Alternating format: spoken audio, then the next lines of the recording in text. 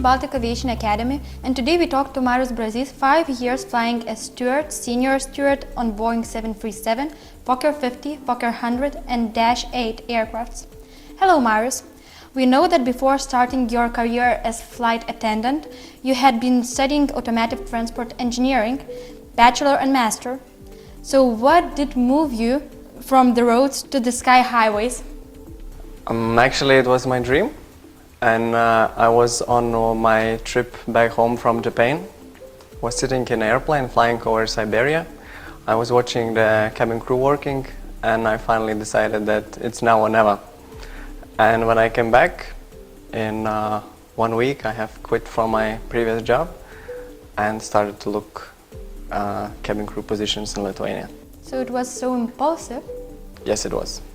Could you tell us what are the most attractive features of being a cabin crew member? Probably it's that you never fly to the same destination in the same week. You almost never meet the same cabin crew or the flight crew on board.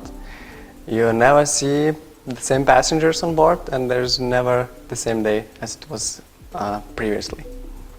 So it's more or less each day you face some challenges which you have to cope, and that is the most interesting part of the job. So could you say that this is a career for adventure people? Exactly, yes. And could you tell us what was the most memorable flight you have worked, and why was it so memorable? Probably was the flight when there was a Lithuanian President Valdas Adamkus on board. There was a charter flight from Vilnius to Brussels and on the way back. It was memorable because it's of the very high service level. You are responsible for a lot of things and you have a lot of things to do in a very short time. Also, you meet interesting people. You see how they live, how they act without being in a public area, without the cameras. It was a very, very interesting experience.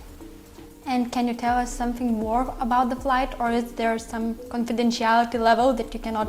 There is confidentiality level actually, yes, and this is what I can say. Can you tell us something about difficult clients? Have you had any difficult, snappish and aggressive clients?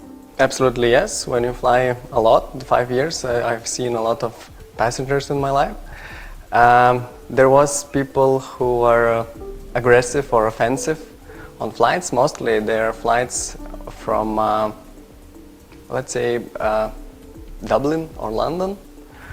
On those flights you are always careful when you sell some alcohol to the passengers and keeping them in the level and behavior as it's supposed to be. And what are the measures that cabin crew can apply for handling difficult clients, like aggressive situations? Well, let's start from that you can firstly say, like give a notice for him, first of all, to stop behaving in such bad behavior.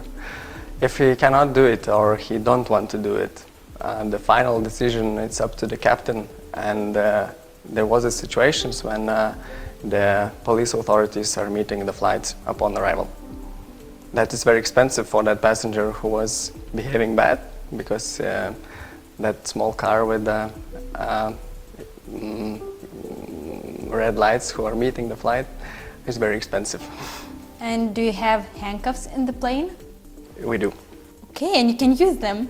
Yes, but in very last moment. Okay, so it's very rare occasions. Yeah, absolutely, and yes. Was there any chance you used those, or?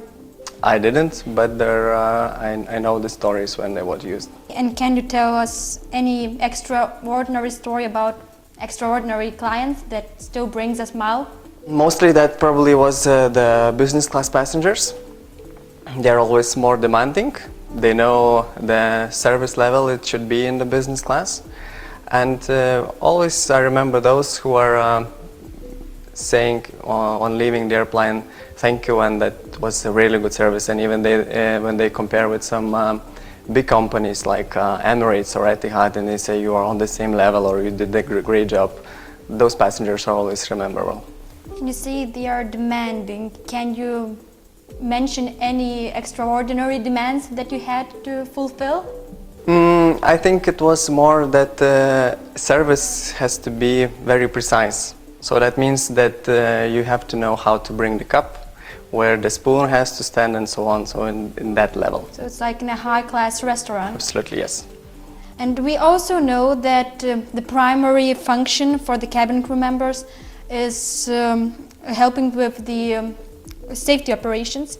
So was there any time the situation that emergency situation happened?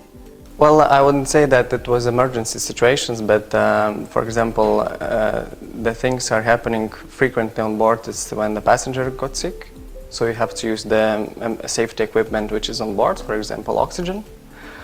But in other situations when the airplane cannot land somewhere in the airport because of the bad weather, icy conditions on the runway, they are happening, especially in Vilnius, when the foggy weather is coming in the autumn. So you have to be ready when you start your work to come back in, not today or even in a few days, when you land somewhere else and you have to come back a little bit later. And how usually are the relationships among the crew? Do pilots get along with cabin crew, or are the relationships between flight and cabin crew more friendly or more professional? I would say more professional, but of course when you work long in the company, you always meet some friends with whom you can go out to parties after your duties. And do you still keep in touch with the cabin crew you used to fly with right now, or? I do, yes. You do. Do flight attendants have enough time between their flights to actually visit and see the place, or is it just flight after flight? It depends on the schedule, but mostly the flights I was operating are turnaround flights, so-called, which means that you fly to the destination, have a short turnaround, and flying back to your base. But sometimes you have layovers in European cities, where you spend from 12 up to 48 hours. So then you can visit the city, have a walk, have a nice dinner in a restaurant, and so on. And which city did you like the most that you had this layover of 12 or 48 hours? Bergen. Bergen. Yes, in Norway it's absolutely beautiful city, and the nature is very nice there. I agree with you. And how would you describe the job behind the scenes? What are the biggest challenges that cabin crew wannabes really don't consider usually? First of all, you have to be very flexible, because each day you meet a lot of different passengers. So that means you have to be very calm when you deal with the situations. First aid situations are really demanding of your professionalism. What you do, you have to know really good. Probably that is the most biggest thing. But flexibility is that one when you have to be ready to do things now, on that exact moment. And what about relationships with clients? Any interesting stories? Any numbers from girls? Yeah, I believe the girls are getting more numbers than the guys on board, but there are some situations like that, yeah, absolutely. And was it hard to get a job as a flight attendant? I would say it was, because you have to pass through the very intense screening. First of all, you have to apply with your CV and very beautiful pictures.